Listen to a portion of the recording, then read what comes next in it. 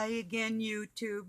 Um, I love y'all. Sorry about the cutoff. You know what? Somebody's notification came up and it cut my camera off. That's happened twice that I noticed now. So maybe it's an actual issue. You know what I mean? I thought it was just the storage, but I deep cleaned. I mean, I went into my apps, then I went into my storage, and I have another cleaner thingy on it. So, I mean, and it's extreme clean. So, who knows, right? I can't prove that that just happened, but it did. You know, yeah, I'm still thinking on these people that'll be fighting each other wherever it is really in the world. It boils down to one thing. If people are out in the public or anywhere, if you're fighting another human being, I feel sorry for you because you are mentally handicapped. It's a fact. Sane people don't harm other people. Not even with your mouth, nothing. You don't do harm to other people and think that you're acting human. It's just not like that. Without a structured, I won't even say faith, but a belief in a structured society, people are acting so inhumane.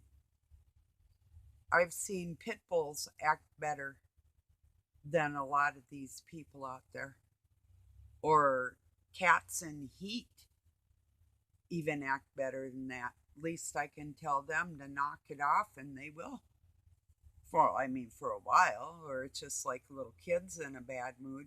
You have to keep reminding them that they're acting naughty if they are, like, and you're really not being a very nice person right now, are you? Something like that to a little kid. Oh, yeah, yeah.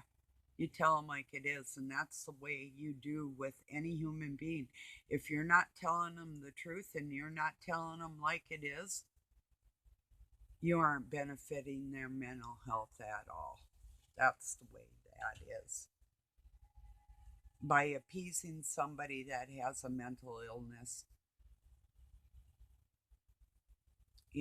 like I say, the only ones out on the street um, inducing or ensuing violence are mentally handicapped, and you need to pray for them. We do.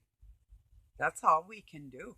I mean, if somebody has mentally emotional problems, and psychologists are forced to go along with a mental illness that their client comes in and tells them that they have, forced to verify a insane idea. Well, I'm a cat today. Okay, the psychologist says you're a cat today. Where do we go from here? We can't address the issue that you're a cat, because if we do, um, if we call you insane for believing you're a cat, we'll be labeled a bigot and we'll lose our jobs. You know, that's how insane the world has gotten. You know, where hard working people on this planet can't function because the narcissists that want you to, like, look at me, I'm special. Yes, you're special, darling. Now go put your clothes back on. And yes, you need a penis to be a man.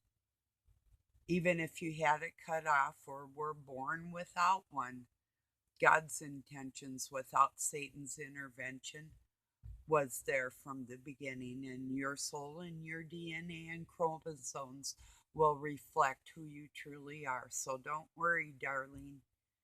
There's help to be found, you know? Real help. So people that won't lie to you. I'd be looking at diet, like what's your favorite thing to eat, and where do you live, and who didn't love you enough when you needed it the most. Where are these emotional issues stemming from? I'm saying they're environmental, physical, and emotional, because the emotional becomes the physical, and the physical can become the emotional. It's a fact. That's our dual, that's the twin system, you know. And it is a system. God's using it for good, so we do know the difference between what his wishes are and what they aren't. And for me, it's God's will be done, you know. For somebody else, if you don't believe that way, hey, I hope you're okay. Like, I passed around a meme about my ex specifically. I never wished him any harm, not really. I mean, it was a little different situation with him. It wasn't all about me, the dangers my children went through. So it's a little different. And the protection level of what I feel typically or normally is on another level like that. But I just wish for him to get what he deserves. I want everybody to get what they deserve, you know, not any more, no less. It's not like if you do 100 things wrong, this is going to be visited on you 100 times. Now, if it's concerning children, that might apply, but for your typical stupid thing that you might think or do, that doesn't apply. That's fleshly thoughts put there by the satanic ether. Simple as that. People hear you thinking and they'll attack you, and Satan works through them. And you're a transmitter for either God or Satan. That toroidal energy that can even be felt through internet or typing or anything. Once your electronic signature is on that thing and it's out there, and that's who it is, and that can't be, the Akashic record cannot be lied about. It's there at your access. You just got to reach for it. You can know anything you want to know, it'll be given to you. It's a fact. I would say for the most part, if you're serving some dark lord or something, you're going to have to pay for anything you get. It's not given freely.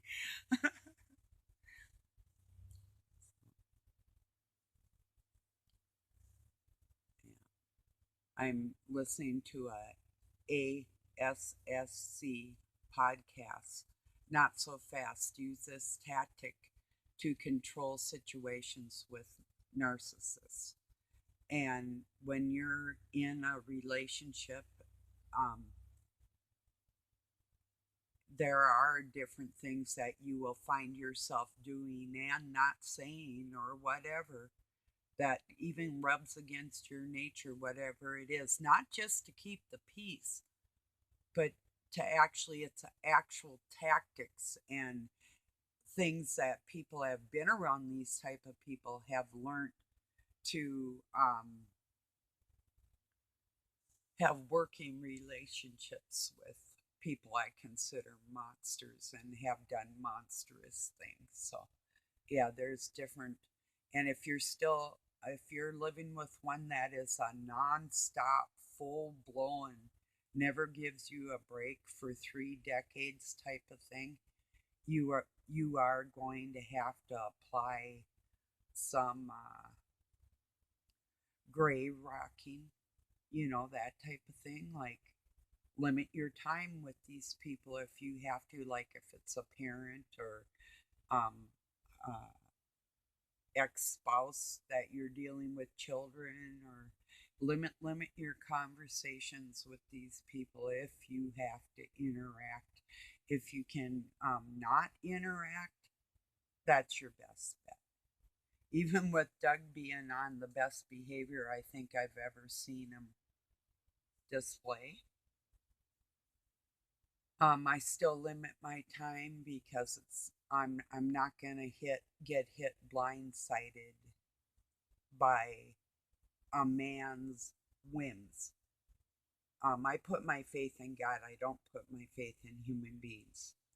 I pray for human beings, and that's all I can do. But it's not because I don't have love in my heart or that I'm afraid of getting burnt. It's just that I'm not stupid. And to fully trust somebody that has been such a betrayer would be stupid on my part because I still see it being displayed out in the ether.